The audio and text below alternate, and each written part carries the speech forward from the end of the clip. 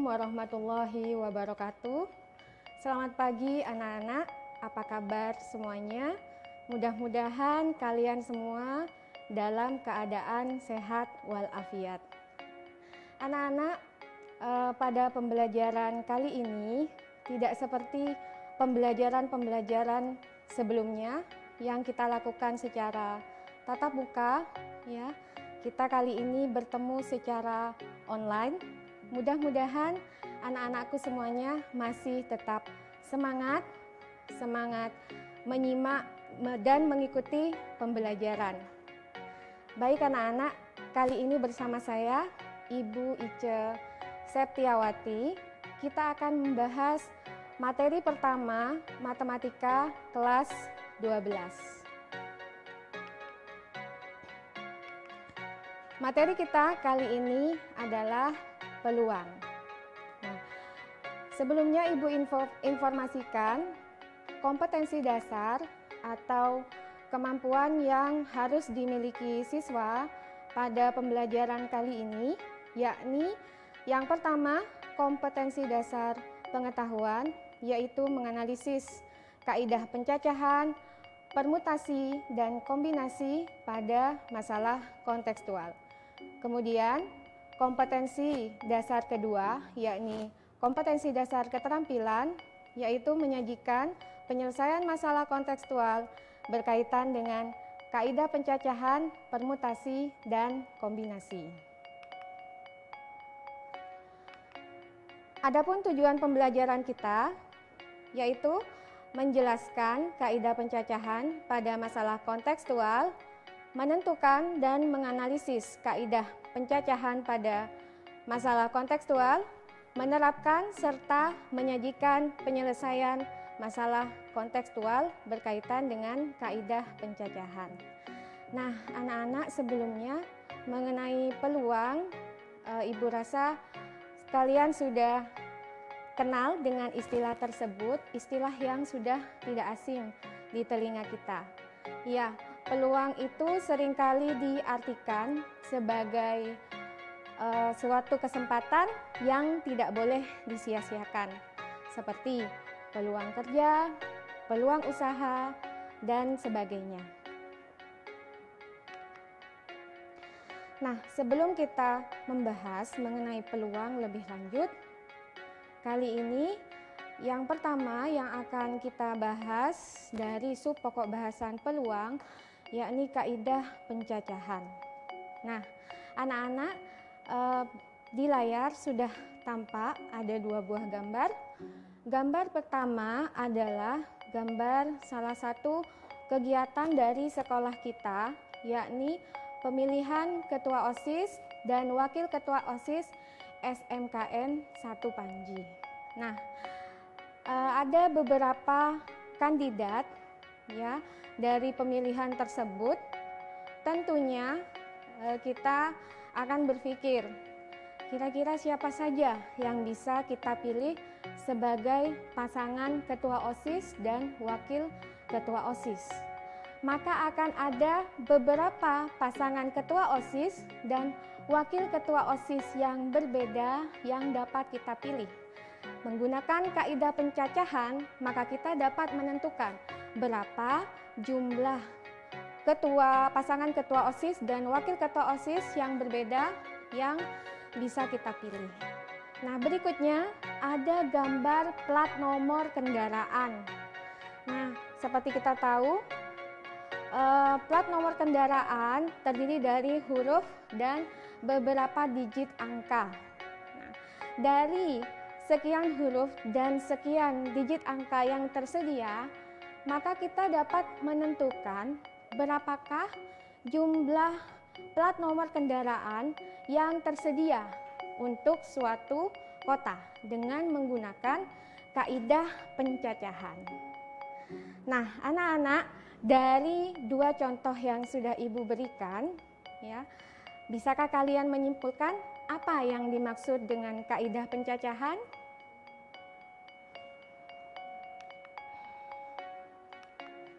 Ya, kaidah pencacahan atau counting slots adalah suatu kaidah yang digunakan untuk menentukan atau menghitung banyak cara yang terjadi pada suatu peristiwa atau pada suatu percobaan. Ada beberapa teknik dalam pencacahan. Yang pertama yaitu teknik membilang atau aturan pengisian tempat, kemudian yang kedua notasi faktorial, dan yang ketiga permutasi, selanjutnya kombinasi. Nanti anak-anak harus benar-benar memahami bentuk soal seperti apa yang membutuhkan teknik pencacahan menggunakan teknik membilang, ataukah permutasi, ataukah kombinasi. Nah, yang pertama anak-anak teknik membilang atau aturan pengisian tempat. Untuk lebih memahami mengenai teknik membilang atau aturan pengisian tempat, di sini Ibu sajikan sebuah contoh soal. Contoh yang pertama, misalkan dari kota A ke kota B ada 2 jalan yang dapat dilalui. Dan dari kota B ke kota C ada 3 jalan yang dapat dilalui. Tentukan berapa banyak jalan yang dapat dilalui untuk bepergian dari kota A ke kota C melalui kota B. Nah, kita dapat menggunakan diagram pohon seperti ini. Dari kota A menuju kota B ada 2 jalan yang bisa dipilih. Kemudian dari jalan pertama ya sampai dengan kota B akan ada 3 pilihan jalan menuju kota C. Begitu pula apabila kita melewati jalan kedua dari kota A menuju kota B akan mendapatkan 3 pilihan jalan yang sama pula. Nah, sekarang dari diagram yang sudah kita buat, ada berapa banyak pilihan jalan yang bisa dilalui dari kota A menuju kota C apabila kita melalui kota B? Silahkan kalian ketikkan di cat jawaban kalian berikut nama dan kelas. Ya, ada berapa jalan?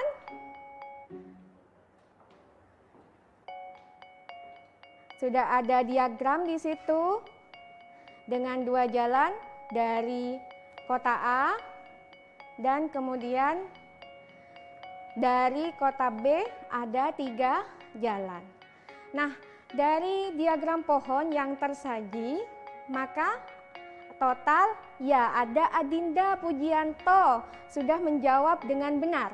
Ada 6 jalan.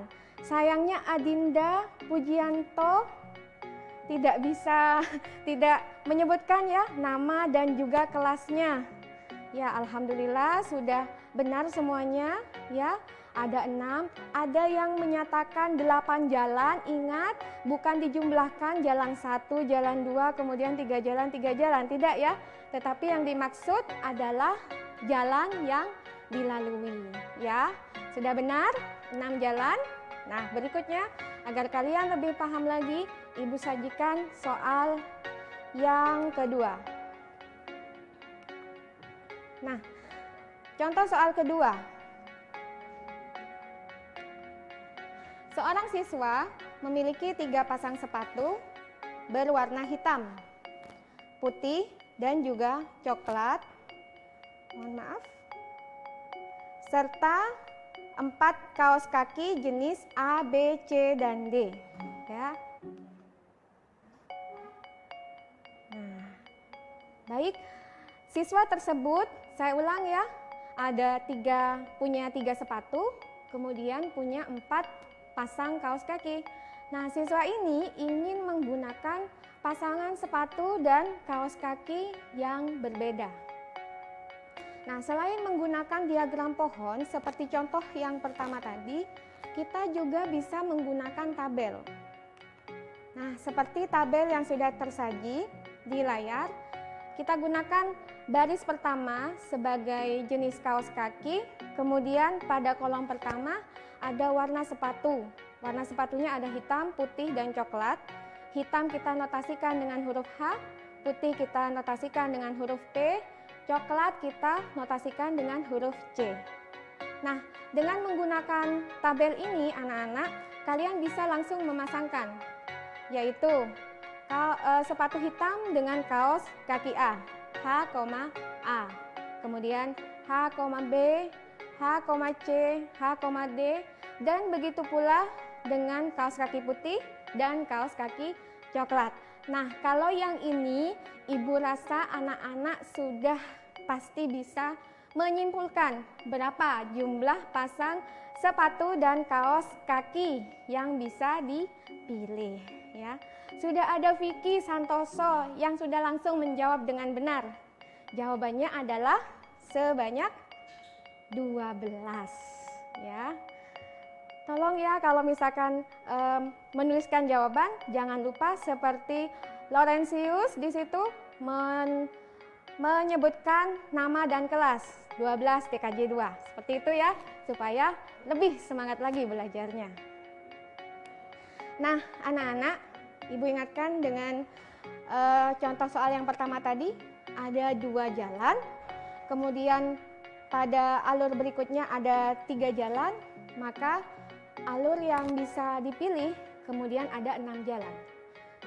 Nah, di contoh kedua ada 3 pasang sepatu, ada 4 pasang kaos kaki yang apabila kita pasangkan secara berbeda, kita dapat 12 pasang kaos kaki dan sepatu yang berbeda. Nah, apabila kita notasikan sebagai kejadian pertama, kita notasikan sebagai K1, cara yang berbeda banyaknya. Kejadian kedua terdiri atas K2, cara yang berbeda. Kejadian ketiga terdiri atas K3, cara yang berbeda. Maka kesimpulannya bagaimana? Berapa banyak cara yang terjadi dari seluruh kejadian, dari K1, K2, K3 sampai dengan KN? Ada yang bisa menyimpulkan? Ada berapa banyak kejadian rumus umum yang bisa kita gunakan dengan variabel K1, K2, K3 sampai dengan KN?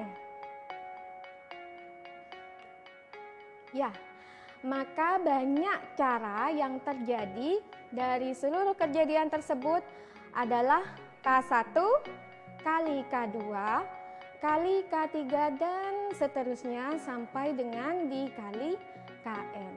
Nah, anak-anakku semuanya, inilah yang dikatakan dengan aturan pengisian tempat atau kita sebut dengan aturan perkalian. Nah, bagaimana menerapkan aturan perkalian ini?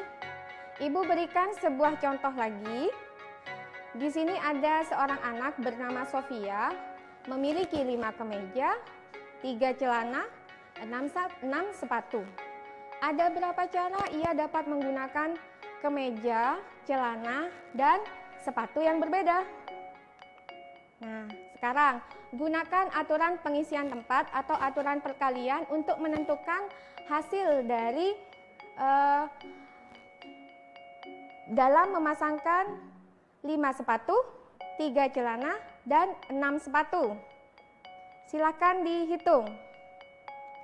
Ada berapa banyak cara yang dapat digunakan untuk Sofia memilih kemeja, celana, dan juga sepatu yang berbeda.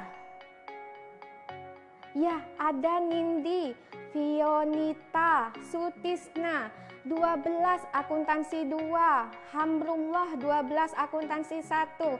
Masya Allah, semua yang sudah masuk ya di chat menjawab dengan benar sebanyak 90 cara. Ya, jadi dengan aturan perkalian tadi maka cukup kita kalikan saja, yaitu 5 kali 3 kali 6 sama dengan 90 cara. Alhamdulillah ya, luar biasa. ternyata matematika itu mudah. Ya. Nah, supaya kita lebih paham lagi, sekarang kita ke contoh kedua.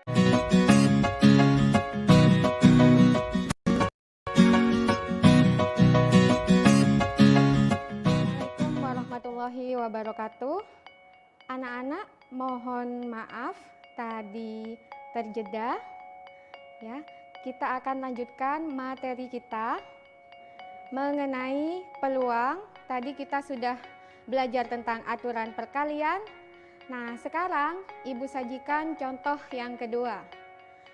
Dari angka-angka 0, 1, 2, 3, 4, 5, dan 7 akan dibentuk bilangan ribuan dan tidak boleh ada angka yang sama. Tentukan berapa banyak bilangan yang dapat terjadi, berapa banyak bilangan ganjil yang dapat terjadi, dan berapa banyak bilangan yang kurang dari 4000 yang dapat terjadi. Nah, yang akan kita bahas hanya poin A dan poin B. Untuk poin C, silakan kalian coba sebagai latihan di rumah. Baik, untuk soal A, kita ingat terlebih dahulu, tersedia 7 angka. Jadi 0, 1, 2, 3, 4, 5, dan 7.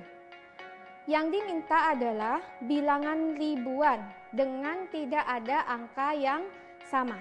Nah, perlu diingat anak-anak, bilangan ribuan terdiri dari berapa digit? Berapa digit bilangan ribuan? Nah, kembali lagi anak-anak pada pembelajaran matematika. Mohon maaf karena kita tidak dapat melanjutkan pembelajaran kita kali ini. Namun, file presentasi yang Ibu hadirkan kali ini akan dikirimkan melalui Google Classroom kalian, dan juga Bapak Ibu guru telah mengupload modul di Google Classroom untuk kalian pelajari. Tetap semangat belajar di rumah, ya, istiqomah beribadah dan jaga kesehatan.